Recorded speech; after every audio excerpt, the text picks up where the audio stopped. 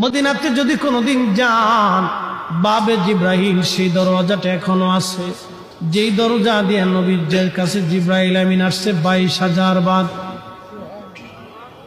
দাহিয়াতুল কালবির সুরত নিয়ে নবীজির কাছে আসতেন। হযরত জিব্রাইল আমিন এসে সালাম দিয়ে বসে গেলেন। মানবের বেশে জিব্রাইল বসে গেলেন। ইয়া রাসূলুল্লাহ, আল্লাহ পাঠিয়ে দিয়েছেন, আল্লাহ সবই জানেন, ভিতরে বাহিরে প্রকাশ্য অপ্রকাশ্য আগে পরে, আপনার অন্তর ভিতর বাহিরে সব আল্লাহ জানেন। তারপরও আল্লাহ আমাকে পাঠিয়েছেন আপনার কুশল জানার জন্যে। হুজুর গো, আপনি কেমন আছেন দয়া করে বলবেন দি। আল্লাহ নবী ডাক দিলেন, জিব্রাইল হে, আমি অসুস্থ আছি, আমার কাছে ভালো লাগে না। আল্লাহর জিব্রাইল চলে গেলেন। পরের দিন আবার এসে সালাম দিলেন, জিজ্ঞেস دعاء لفلسطين. اللهم أنصر أهل فلسطين وثبت أقدامهم. اللهم أنصر أخواننا في فلسطين. اللهم حرر المسجد الأقصى واجبر كسرهم واشف مرضاهم وتقبل شهداءهم برحمتك.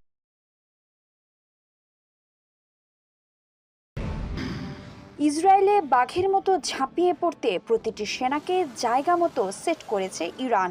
অপেক্ষা শুধু একটা হুকুমের। ইতিহাসের সবচেয়ে ভয়ঙ্কর হামলার মুখোমুখি হতে যাচ্ছে ইসরায়েল আজ অথবা। سلام يا نبي يا أيها الصاحب يا مظهر العدل سلام يا مهدي لأجل دين الله والله আমাদের কলিজার টুকরা সন্তানরা বিদেশের বাড়িতে মাথার ঘাম পায়ে ফেলে রক্ত পানি করে অর্থ কামায় দেশের জন্য পাঠায়। যে কোনো মসজিদ মাদ্রাসায় তারা সিংহভাগ দান করে থাকেন। আল্লাহ আমার এই যুবকদেরকে প্রবাসীদের হায়াতে বরকত দিও, তাদের কামাই রুজি রোজগারে বরকত দিও, সহি সালামতে আমাদের কুলে পৌঁছে দিও। কাগজপত্রের সমস্যা থাকলে সমাধান করে দিও আল্লাহ।